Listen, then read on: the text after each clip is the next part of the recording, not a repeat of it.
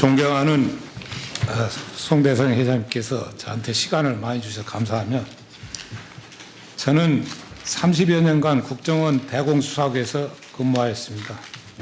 오늘 주제인 국정원 대공수사권은 그대로 존치해야 한다는 주제를 저는 실무 중심으로 설명을 드리겠습니다. 먼저 최근 북한의 대남 공작 양상을 간단히 설명드리겠습니다. 북한은 제3국의 공작원을 파견하여 무역업체 등으로 위장한 비밀 거점을 운영하면서 현지에서 내국인 포석과 고첩을 접선하는 등 대남 공작을 전개하고 있습니다. 또한 국적색타 간첩을 국내에 침투시켜 요인 암살을 시도하거나 국내 고첩을 접선, 지령을 하달하고 교육하는 등 대담하고 공세적으로 활동하고 있습니다. 이들과 연계된 국내 고첩들은 중국 동남아 등지에서 북한 상부선을 접선하여 주요 활동 사항을 보고하고 충성 맹세를 하고 지령과 공작금을 수수한 후 은밀히 다시 국내로 들어와서 활동하고 있는 실정입니다. 그러면 국정원 대공수사권을 왜 존치해야 되는가, 당위성을 말씀드리겠습니다. 먼저 대공수사 활동의 메커니즘, 즉 대공수사는 어떻게 이루어지는가 말씀드리겠습니다. 북한은 80년대 이후 직접 침투보다는 중국, 동남아 국가를 통한 제3국 우회 침투에 주력하고 있습니다. 이에 맞서서 국정원에서는 최초 첩보 입수 단계로서 내사 단서와 북한 공작조 접선 정보는 대북 공작부서와 해외 공작부서의 요격망이나 정보망 또는 사이버 공간에서의 첩보 수집 활동을 통해 입수하여 수사국에 이첩하고 있습니다. 이 첩보를 이첩받은 수사국에서는 신속히 대상자 특정 내사에 들어갑니다. 대상자 확인하는 데는 짧게는 한두 달 걸리지만은 길게는 2, 3년씩 걸릴 수도 있습니다. 대상자가 특정이 되면은 또 이에 대한 범죄 수집, 범증을 수집을 합니다. 범증 최종 활동으로는 여러 가지가 있겠습니다만은 대공수사관들의 피와 땀이 어려 있습니다. 미행감시라든지 심지어는 엿장수, 또 노점상, 행상, 마지막엔 노숙자까지도 마다하지 않고 국가를 위해서 안보사범을 잡기 위해서 밤낮을 가리지 않고 노력을 합니다.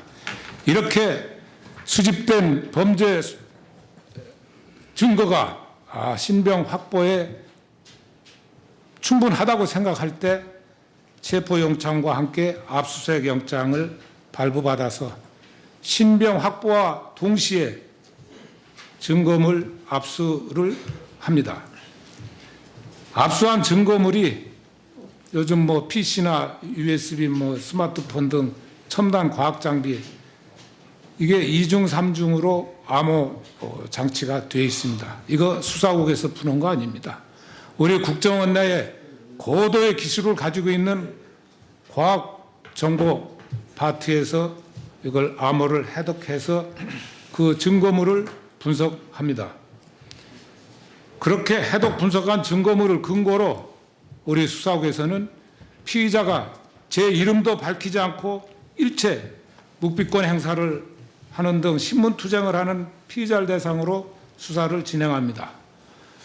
제가 2006년 10월에 1심의 간첩단 사건 수사 시 압수물 중에 스테가노그래피라는 지령문을 최초로 발견했습니다. 이것을 과학정보부서에서 해독해서 그 성과는 이루 말할 수 없이 컸습니다. 스테가노그래피라는 것은 여러분 보시면 이렇게 모나리자 그림, 또 이건 미국의 대학 캠퍼스 사진입니다만은 이런 사진을 간첩한테 북한에서 보냅니다. 일반인들이 보면은 그림이구나, 사진이구나 쉽게 간과할 수가 있습니다. 그러나 이 속에 깨알 같은 지령문이 쓰여 있습니다. 1심의 사건 당시의 지령문 속에는 당시의 모 정당의 당대표는 뭐 얼굴 마담으로 누구를 시켜라, 또 사무총장은 누구를 해라, 조직국장은 누구를 해라, 또 뭐 서울시당 위원장 누구를 해라. 간부 명단이 그대로 내려와 있습니다. 우연일까요? 그 정당의 현재표를 보면 그 지령문 내용과 똑같습니다. 나중에 이러한 증거물들이 헌법재판소에서 그 정당 해산하는데 유일한 증거로, 확실한 증거로 활용이 되어 그 정당은 해산이 됐습니다. 이만큼 대남 공작이 얼마만큼 무섭다, 정치권, 정당권에 다 침투해 있는 상황입니다.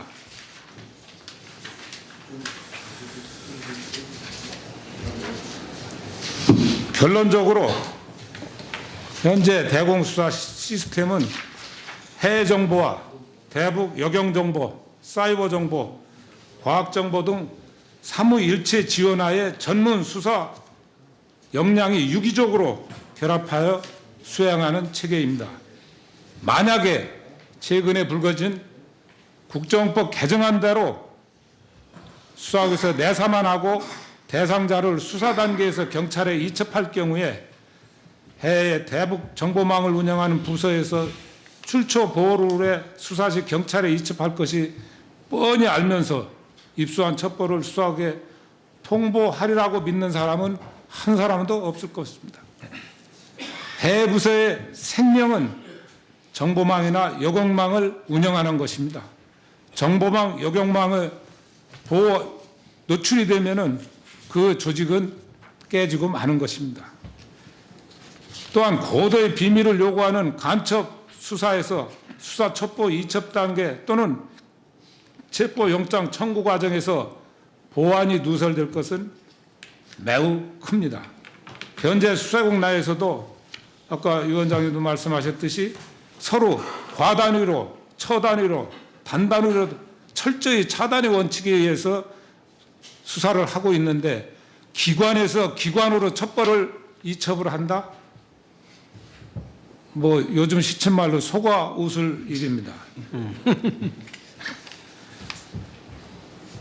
또 최초 첩보 입수에서 신원 특정, 범증 수집 등 신병 확보 수사 전 단계까지 경찰에 이관하기 전까지의 수년 동안 내사를 담당한 수사관들은 그 사건 자체가 마치 자식과 같습니다. 아까 말씀드렸듯이 그 고생을 하면서 얻은 범죄 수집을, 범죄 증거를 남의 기관에 넘겨준다? 넘겨주는 거 좋습니다. 그래서 그 사건에 대한 모든 것을 수사관들이 알고 있습니다.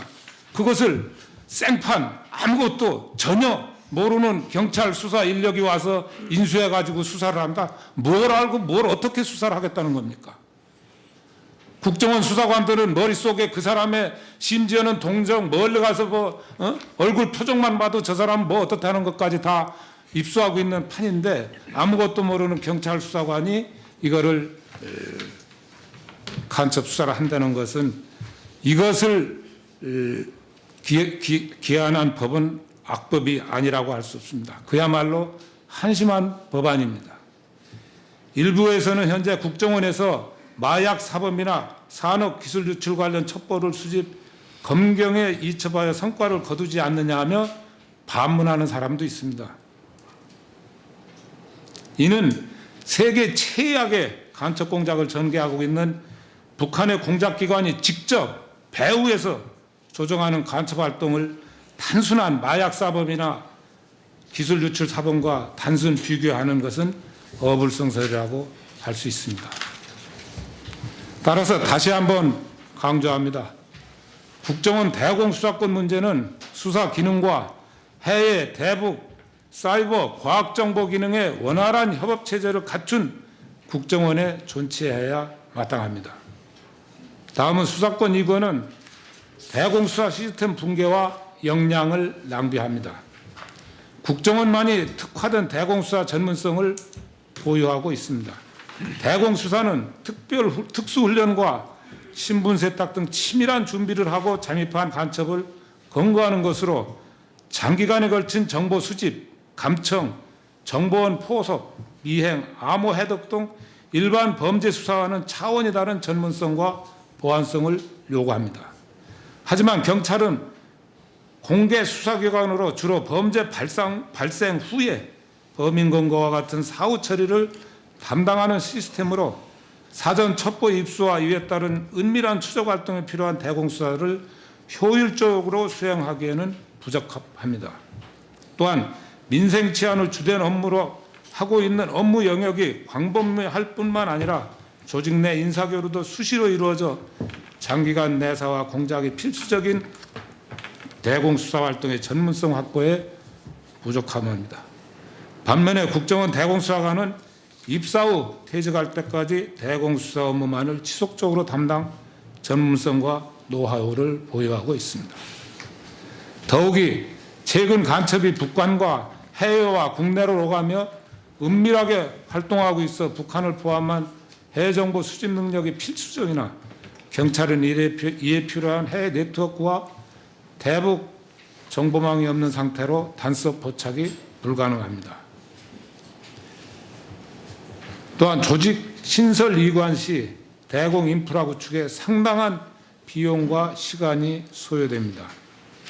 국정원 수사권을 폐지하고 경찰에 이관할 경우 현재 국정원이 갖고 있는 해외 대북 과학 분야에 대한 걸친 대공 인프라는 단기간 구축이 어려울 뿐 아니라 막대한 예산도 소요되며 따라서 중대한 안보 공백 상태가 발생할 우려가 있습니다. 미국은 9.11 테러 발생 후 국토안보부 신설 시 첫 해인 2002년에만 375억 달러, 한화 약 41조 원이 소요됐다고 합니다. 주간동화 2016년 9월 14일자 일본판 CIA 설립 추진을 보도하면서 정보기관 하나를 만들기 위한 준비는 10년 정도 걸린다는 게 애교가의 통설이라고 보도한 바 있습니다. 최단 기간 내에 경찰 조직이 대공수사 역량을 확보하더라도 국가적 차원에서는 해외, 대북, 과학 역량을 보유한 2개의 국가기관을 보유하게 되는 것이며 이는 필연적으로 중복 투자로 인한 예산 낭비, 과당 경쟁, 정보 혼선 등 예상치 못한 혼선과 부작용 비판에 직면할 가능성이 농후합니다. 현재 세계적으로 국내 해외 정보기관의 정보수사 융합을 통한 안보 수호 체계를 강화하는 추세입니다. 세계 각국은 국가 존립과 체제 수호를 위해 각자 실정에 맞는 안보 관련 법을 보유하고 있으며 이에 대한 수사권은 일반 경찰보다 정보기관에서 맡고 있는 것이 보편적인 추세입니다. 일각에서는 수사권이 없는 미 CIA, 영국 M16, 독일의 BND 등을 거론하면서 정보기관의 수사권 보유가 예외적이라고 주장하고 있으나 국가정보와 수사기능의 존립체계는 각 나라가 처한 안보 환경에 따른 주관적, 정책적 선택의 문제입니다. 미국이나 영국이 정보조직을 이원화할 수 있는 것은 주 전장이 해외이기 때문입니다. 그러나 국정원의 주된 대상은 북한이고 주된 활동 영역도 한반도입니다. 대북 방첩 영역을 국내와 해외로 나누는 것도 현실 세계에서는 불가능합니다. 특히 남북 대치라는 우리나라의 특수한 안보 상황을 고려하지 않고 일부 외국 정보기관과 수평 비교하는 것은 한쪽 눈으로만 보는 관점과 같습니다. 우리와 같이 해외, 국내 통합 정보기관 체제를 갖고 있는 스웨덴, 오스트리아, 중국 등은 대부분 국가정보기관이 안보 수사권을 보유하고 있습니다. 분단 상황에 있거나 분단 경험이 있는 중국, 베트남, 예멘은 예외 없이 정보기관에 국가안보사범에 대한 수사권을 부여하고 있습니다.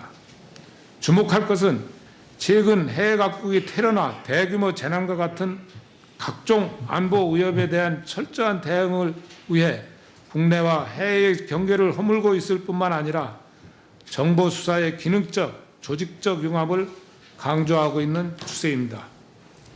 최근 안보 상황에서 해외 정보와 국내 정보를 무자르듯이 분리하기 어렵듯이 국정원 대공수사 업무를 국내 해외 대북 과학정보 기능과 분리해서 접근하는 것은 불가합니다. 즉 세계 각국은 경쟁적으로 국가정보수사 기능의 유기적 통합 운영을 통한 법과 제도 정비에 박차를 가하고 있습니다. 중점 정비 방향 중 하나는 국가 안보 수호를 위한 정보 활동을 어떻게 안보 수사 절차를 통해 완결할 것인가에 초점을 두고 있습니다. 정보 교류 및 통합 기능 강화, 일반 형사범과는 다른 안보 사범에 대한 특별 사법 절차법까지 마련하거나 일부는 아예 정보 수사 통합 기관 통합까지 시도하고 있는 추세입니다. 독일은 위법 수집 증거의 증거 사용 금지 시 유죄가 틀림없는 범인을 체포하지 못하는 모순이 발생하므로 수사관의 형사소송 절차 위반으로 증거 능력을 부정하지 않으며 안보사건 관련 수사 방해 의도를 차단키 후에 변호인 접근권을 제한하고 있으며 가택이나 사무실의 압수수색을 폭넓게 허용하고 있습니다. 반면 우리나라는 변호인 접근권을 무제한 허용, 수사 방해가 일반화되고 있습니다. 1심의 사건 당시 피의자 5명에 민변 소속 변호사 27명이 선임됐습니다. 피의자 1인당 변호사 6명입니다. 이들이 매일 2, 3명씩 교대로 접견 신청을 하고 수사 참여하고 가정면회 매일 하고 언제 수사합니까? 또한 국정원에서는 그래도 인권 수사를 해야 된다 해서 야간 수사는 안 하는 것을 원칙으로 해서 피의자를 인근 경찰서 유치장에 유치해 놓고 9시에 출근시키고 저녁 6시에 퇴근시켜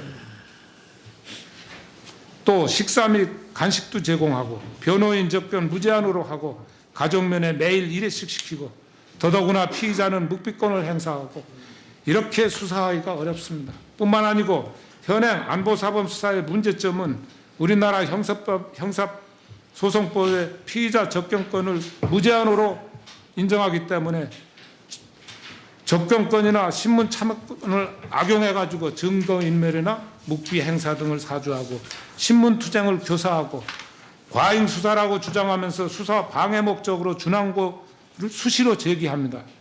2021년 사건에 27건의 준항고를 신청했지만 모두 기각됐습니다. 이것만 봐도 우리 국정원이 인권 수사를 하고 있다는 걸 증명할 수가 있습니다. 대검 사건 한 건을 시작하면 민변이 벌떼같이 달려옵니다. 표현이 좀 그래서 죄송합니다만 이런 악조건 하에서 수사도 국정원만이 할 수 있는 노하우라 생각을 합니다. 경찰 수사력으로 저는 불가능하다 생각합니다. 이와 같이 안보 선진국은 국가안보와 시민안전을 위해 수사기관과 정보기관의 역할과 기능을 강화하는 추세에 있습니다. 시간 관계상으로 정보수사관 통합 강화 경향이라는 중앙일보 기사는 생략을 하겠습니다. 결론을 말씀드리겠습니다. 결론은 국정원 대공수사권은 존치되어야 합니다. 북한의 조선노동당 규약 서문에 조선노동당의 당면 목적은 공화국 북반부에서 사회주의 강성대국을 건설하여 전국적 범위에서 민족해방, 민주주의 혁명과업을 수행하는 데 있으며 최종 목적은 온 사회를 김일성, 김정일 주의화하여 인민대중의 자주성을 완전히 실현하는 데 있다라고 명시해서 공경연하게 대남 적화 통일을 만천하에 천명하고 있습니다. 특히 북한은 남북 화해 정국을 혁명의 최적기로 판단, 대담하게 대남 공작을 추진하고 있어 국가안보의 중요성이 배가 되고 있는 상황입니다. 더욱이 대공수사 업무는 대북정보, 해외정보, 사이버정보, 과학정보 부서에 유기적으로 연결되고 있어 이에 대한 업무 경험과 능력이 부족한 경찰의 대공수사권을 이관할 수는 없습니다. 따라서 북한의 적화통일 야욕을 분쇄하고 자유민주주의 국가를 수호하여 국민의 생명과 자유를 책임질 수 있도록 국정원 대공수사권은 그대로 존치하여 더욱 발전시켜야 합니다. 정치권의 거대 권력에 의하여 굳이 국정원 대공수사권을 이양하게 된다면 국가적, 국민적 재앙이 될 것입니다. 이를 방지하기 위해 저는 새로운 절충안을 제안합니다. 남북 통일 시까지 한시적으로 국정원의 대공수사권을 그대로 존치시켜 줄 것을 제안합니다. 마지막으로 국정원 대공수사관의 변입니다. 선진국과 같은 국가안보사범에 대한 특별 형사 절차법도 없이 일반 잡범 수사보다도 못하게 천대받고 적대시하는 이 나라의 대공수사 사법체계에서 고군분투하고 있는 국정원 대공수사관, 국정원 내에서도 3D 업종으로 전락한 대공수사관의 길, 왜 이 길을 가고 있는가? 그들은 오로지 북한 공산주의로부터 자유민주주의 대한민국의 안보를 굳건히 하여 국민의 자유와 생명과 행복을 지켜주겠다는 고집스러운 충성심과 사명감, 그것뿐입니다. 그 보국 충정에 대한 자부심과 명예를 지키고자 하나 바람이 세차게 불고 있습니다. 꺼지지 않는 열정을 불태울 수 있는 그들의 터전을 누가 지켜주시렵니까? 끝으로 딱 한 가지 죄송합니다. 끝으로 정치권에 감히 김진태 의원 계시고 제가 존경하기 때문에 이 말씀을 드립니다. 현재 국가안보 상황에 대해 많은 국민들은 불안하다는 우려의 목소리가 높습니다. 이러한 상황에서 굳이 국정원 대공수사권을 폐지하려고 있습니다. 국정원 대공수사권의 경찰 이관은 문재인 대통령의 대선 공약입니다. 그 대선 공약이 도구마, 독단적 신념이 되어 예의 없이 거기에 맹종하고 있는 모양새입니다. 진정한 나라 사랑이란 무엇인가? 가슴에 손을 얹고 자성해 주시기 바랍니다.